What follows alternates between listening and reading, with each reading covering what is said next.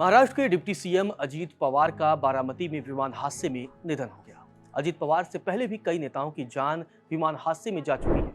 पिछले साल अहमदाबाद विमान हादसे में गुजरात के पूर्व मुख्यमंत्री रहे विजय रूपानी का भी निधन हुआ था। बहुत नेता हैं, सिलसिला बहुत सारे नेताओं का है जिनकी जान विमान हादसे में गई। चलिए इस वीडियो में आपको बताता हूं कि आखिर वो कौन कौन से नेता हैं जिनकी जान विमान हादसे में गई। 1980 में संजय गांधी का विमान क्रैश हुआ था जिसमें उनका निधन हो गया था। 2001 में माधवराव सिंधिया का प्लेन क्रैश हुआ था जिसमें उनकी मौत हो गई थी।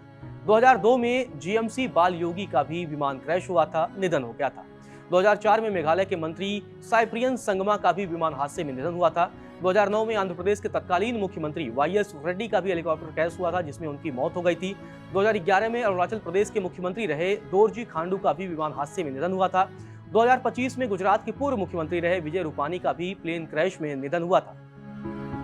नेता ही नहीं बल्कि कई और भी भारतीय हस्तियां हैं जिनका निधन विमान हादसे में हुआ है। भारत के पहले प्रमुख रक्षा अध्यक्ष यानी सीडीएस रहे जनरल विपिन रावत का निधन भी 8 दिसंबर 2021 को एक हेलीकॉप्टर दुर्घटना में हो गया था।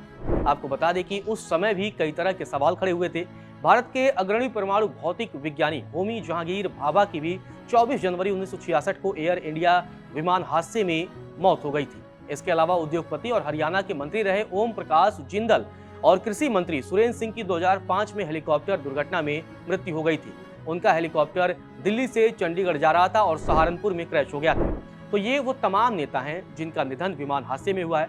आपको बता दें कि अजीत पवार जो कि महाराष्ट्र की राजनीति के बड़े ही दिग्गज नेता रहे, उनका निधन हो गया है। अजीत पवार के विमान हादसे की वजह का अभी फिलहाल पता नहीं चल सका है। पुलिस की टीम भी मौके पर पहुंची थी, घटना की जांच भी की जा रही थी। अजीत पवार चुनाव प्रचार के लिए बारामती जा रहे थे। बारामती में लैंडिंग के दौरान ही प्लेन क्रैश हो गया।